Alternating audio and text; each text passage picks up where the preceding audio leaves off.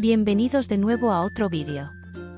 En el vídeo de hoy, hablaremos sobre la decisión de la tasa de interés de la Reserva Federal, que se llevará a cabo del 6 al 7 de noviembre. Probablemente te estés preguntando si la Reserva Federal reducirá las tasas, las mantendrá constantes o incluso las aumentará. Además, tal vez también te estés preguntando cuánto margen es probable que la Reserva Federal cambie las tasas. Y además de eso, ¿cómo deberías posicionar tus inversiones entonces? Estas son las preguntas que voy a responder en el vídeo de hoy. Quédate con nosotros y mira hasta el final para obtener la respuesta completa. Antes de continuar con el vídeo de hoy, si te gusta mi contenido y análisis, por favor suscríbete y activa todas las notificaciones para que no te pierdas ninguno de mis vídeos más recientes. Y si te ha gustado el vídeo de hoy, haz clic en el botón de me gusta y dale un pulgar arriba a este vídeo.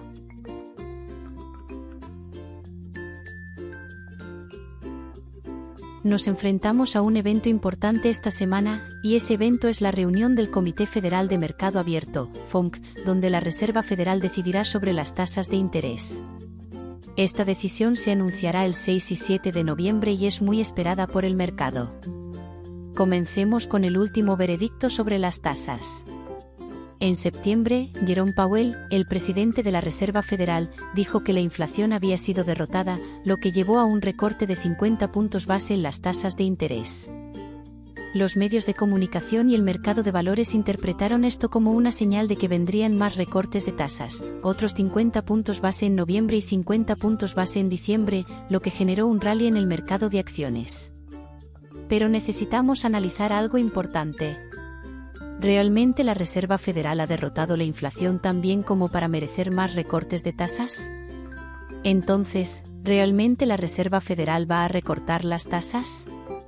Y si es así, ¿en qué medida?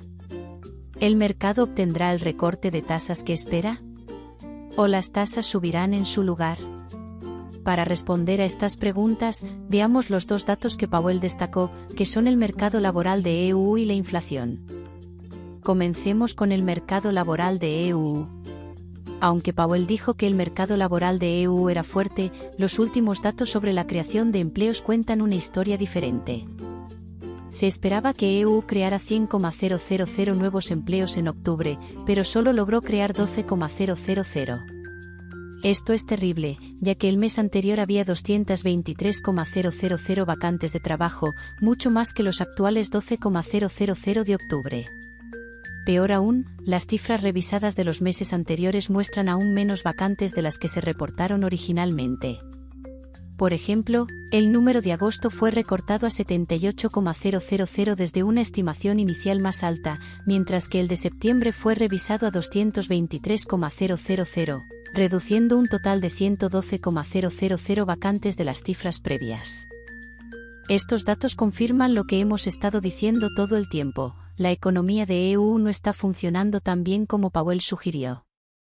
Un dato tan débil de vacantes solo significa que las empresas están recortando costos y, por lo tanto, no están contratando tanto. Y eso también significa que la economía de EU no está en buen estado en este momento.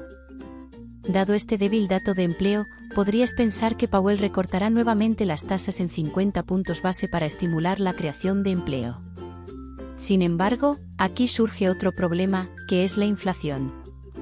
Además de las vacantes de empleo, ahora debemos considerar 4 datos más relacionados con la inflación subyacente interanual, la inflación subyacente mensual, el PCE subyacente interanual y el PCE subyacente mensual. Debes tener en cuenta que la inflación también se llama CPI, índice de precios al consumidor. En caso de que no sepas qué es el PCE, permíteme explicarlo. Todos conocemos la inflación, que está presente en todos los países, incluida Japón. Mientras tanto, el PCE es único de los EU. En cuanto a por qué usar valores subyacentes y no los valores normales, es porque los valores subyacentes eliminan elementos volátiles de su cálculo. Estos elementos volátiles incluyen los precios de los alimentos y la energía, que están sujetos a cambios rápidos en su valor. Estos elementos volátiles afectan en gran medida los datos y a veces hacen que los resultados de inflación sean imprecisos. Por lo tanto, se crearon valores subyacentes que eliminan estos elementos volátiles para proporcionar una medida más precisa de la situación actual de la inflación. De hecho, incluso Powell observa los valores subyacentes en lugar de los valores normales. También podrías estar preguntándote cuál es la diferencia entre la inflación y el PCE. Hay una diferencia clara entre ellos. La inflación es más imprecisa y no se actualiza tan a menudo, mientras que el PCE es mucho más preciso y se actualiza mensualmente. Cuando digo que se actualiza mensualmente, me refiero a que el peso de cada componente del PCE se actualiza mensualmente en función de la situación actual del mercado. Esto proporciona datos de inflación mucho más precisos. En cambio, la inflación no se actualiza mensualmente. Generalmente se actualiza cada 2 años. Se puede calcular con un peso basado en la situación del mercado del año pasado. Esto la hace mucho menos precisa y más propensa a volátiles imprecisas. Permíteme darte un ejemplo. Comencemos con el movimiento del PCE. Imagina un escenario en el que los precios de la vivienda aumentan significativamente debido a una alta demanda, una baja oferta y tasas de interés favorables. Esto puede llevar a un aumento sustancial en los costos asociados con la propiedad de vivienda, como el alquiler. Y a medida que los costos de la vivienda aumentan, los hogares gastarán una mayor porción de su ingreso en gastos relacionados con la vivienda. Por ejemplo, si los alquileres promedio aumentan, la cantidad que los consumidores asignan al alquiler en su presupuesto total también aumentará. Luego, utilizando datos de encuestas de gasto del consumidor, notará que un mayor porcentaje del gasto total del consumidor ahora se destina a la vivienda. Como resultado, pueden decidir ajustar el peso de la vivienda en el índice PCE hacia arriba durante la próxima actualización. Y la próxima vez, si el mercado inmobiliario se desploma, la Reserva Federal probablemente ajustará el peso de la vivienda en el índice PCE hacia abajo. Esto proporciona lecturas más precisas del PCE. Mientras tanto, veamos qué sucedería con los valores de inflación en la misma situación de aumento y desplome del mercado inmobiliario. Digamos que hace un año, el mercado inmobiliario estaba en auge y por lo tanto se le dio un peso mayor. Ahora, el mercado inmobiliario comienza a desplomarse y, en teoría, debería reducirse su peso. Pero el problema aquí es que, a diferencia del PCE, el peso de la inflación se actualiza cada 2 años, no cada mes. Como resultado, si avanzamos un año desde el auge del mercado, la propiedad sigue teniendo un peso enorme en los datos de inflación. Con este peso enorme, un gran colapso en el mercado inmobiliario haría que los datos de inflación cayeran terriblemente. Esto hace que los datos de inflación sean imprecisos, ya que la propiedad no debería tener tanto peso en ese momento. Por lo tanto, el PCE a veces es más útil para determinar los cambios en las tasas de interés. De hecho, a Powell le gusta más el PCE porque es más útil para sus decisiones sobre las tasas. Específicamente, a Powell le gusta más el PCE subyacente, ya que es el más preciso y le ayuda a entender claramente la situación del mercado en este momento. Ahora entendemos que el PCE es único de los EUU. Y que los valores subyacentes excluyen elementos volátiles como los precios de los alimentos y la energía. Y la diferencia entre la inflación subyacente y el PCE subyacente es que el PCE subyacente ajusta su peso mensual de los componentes y proporciona un resultado más preciso, mientras que la inflación subyacente generalmente actualiza su peso cada 2 años y no proporciona resultados precisos. Ahora que tenemos una mejor comprensión de la inflación subyacente y el PCE subyacente, veamos sus respectivos valores interanuales y mensuales. La inflación subyacente mensual para agosto y septiembre se mantuvo en 0.3%. Esto muestra que la inflación no está cayendo exactamente. Mientras tanto, la inflación subyacente interanual realmente aumentó del 3.2% en agosto al 3.3% en septiembre. Esto muestra que la inflación en realidad está aumentando. Ahora que terminamos con la inflación subyacente, veamos el PCE subyacente. El PCE subyacente, la medida preferida de Powell, también se mantuvo estable. El PCE subyacente mensual fue de 0.2% en agosto y 0.3% en septiembre. Mientras tanto, el valor interanual se mantuvo en 2.7% de agosto a septiembre. Nuevamente, la inflación no está disminuyendo, más bien se mantiene constante o incluso está aumentando.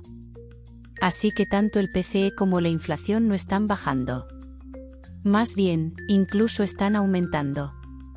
Esto significa que la inflación aún no ha sido derrotada. Dada esta situación, según la teoría económica normal, Powell debería estar subiendo las tasas para combatir la inflación. Ahora bien, aquí surge el problema.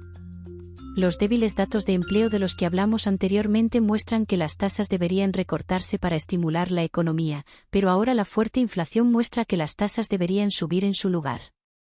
Estos dos factores se contradicen entre sí. Entonces, ¿cómo podemos predecir si la Reserva Federal recortará las tasas o no?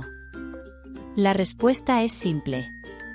Powell había dicho antes que la estabilidad de precios es muy importante cuando considera cómo deben ajustarse las tasas.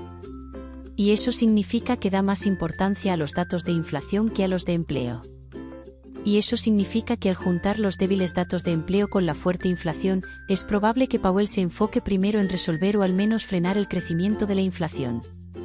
Esto significa que, con base en estos datos, es poco probable que Powell haga un gran recorte de tasas, lo que podría impulsar mucho la inflación. En el mejor de los casos, podríamos ver un recorte de 25 puntos base en noviembre. Tal vez Powell ni siquiera cambie las tasas.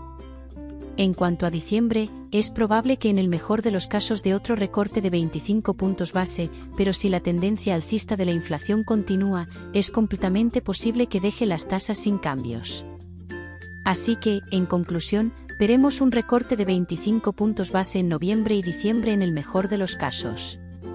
Sin embargo, en mi opinión, la mala noticia es que es muy probable que Powell solo recorte las tasas una vez, en 25 puntos base, en uno de los 2 meses y deje las tasas sin cambios en el otro mes debido al aumento de la inflación. Eso suma solo un recorte de 25 puntos base en las próximas 2 reuniones del FOMC este año.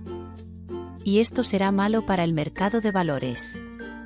Revisaremos por qué esto es así en la siguiente sección.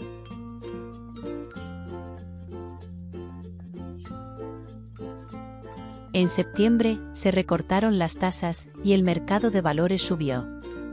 Los medios de comunicación generaron expectativas de un recorte adicional de 50 puntos base en noviembre y diciembre, lo que representaría un recorte total de 1% en las tasas para finales de 2024. Esto hizo que los inversores minoristas se apresuraran a comprar acciones, y el mercado entonces descontó un recorte de tasas del 1%. Pero como acabamos de ver, probablemente no ocurrirá un recorte de tasas del 1%. La realidad es que un recorte de 50 puntos base en total es lo más probable. Pero si la inflación sigue con su tendencia alcista, será muy probable que la Reserva Federal solo recorte 25 puntos base en un mes y no cambie las tasas en el otro mes. Esto significa que el mercado está siendo excesivamente optimista en este momento. El mercado ahora espera un recorte del 1% para finales de 2024, pero con la situación actual del mercado, es muy probable que solo obtengamos un recorte de 50 puntos base o incluso un recorte de 25 puntos base como máximo. Y esto va a causar una corrección generalizada del mercado. Ahora, el mercado ha descontado un recorte de tasas del 1%, pero una vez que estas expectativas no se cumplan, los inversores minoristas se darán cuenta de que sus expectativas eran demasiado altas. En ese momento, los inversores minoristas venderán sus acciones preocupados de que el precio de las acciones esté sobrevalorado. Esto hará que los precios de las acciones caigan y cause que otros inversores minoristas también vendan sus acciones. Esto resultará en una corrección del mercado inducida por un efecto dominó. Y esto podría causar una caída abrupta en los precios de las acciones. Entonces, ¿qué deberías hacer? Hay acciones que deberías evitar o vender en tal situación. Lo revisaré en la siguiente sección.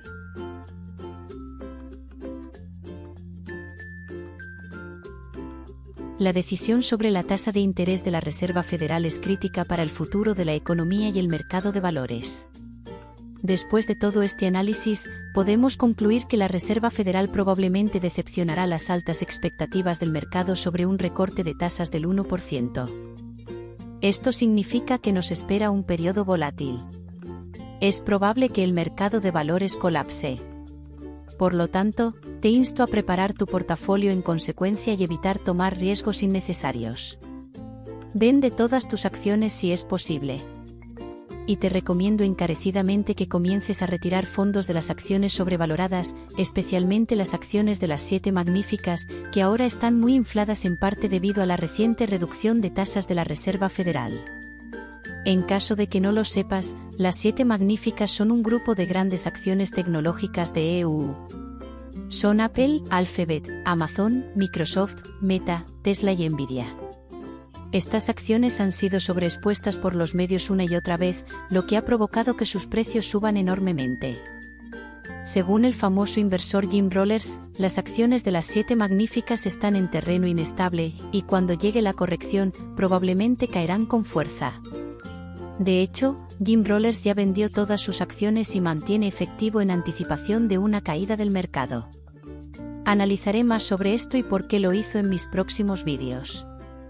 Por favor, mira mis próximos vídeos, que subiré pronto, para obtener más información. Incluso el legendario inversor Warren Buffett ha estado muy ocupado vendiendo acciones y manteniendo efectivo, ya que también anticipa una caída del mercado. Y otro inversor famoso, Howard Marks, también está aconsejando a los inversores minoristas que mantengan efectivo. Hablaré más sobre estos eventos en mis próximos vídeos, que subiré en breve. Si te gusta mi contenido y análisis, por favor suscríbete a mi canal. También activa la campanita de notificaciones para que no te pierdas ninguna información nueva de mi parte. Y haz clic en el botón de me gusta si has encontrado útil el vídeo de hoy. Nos vemos en mi próximo vídeo.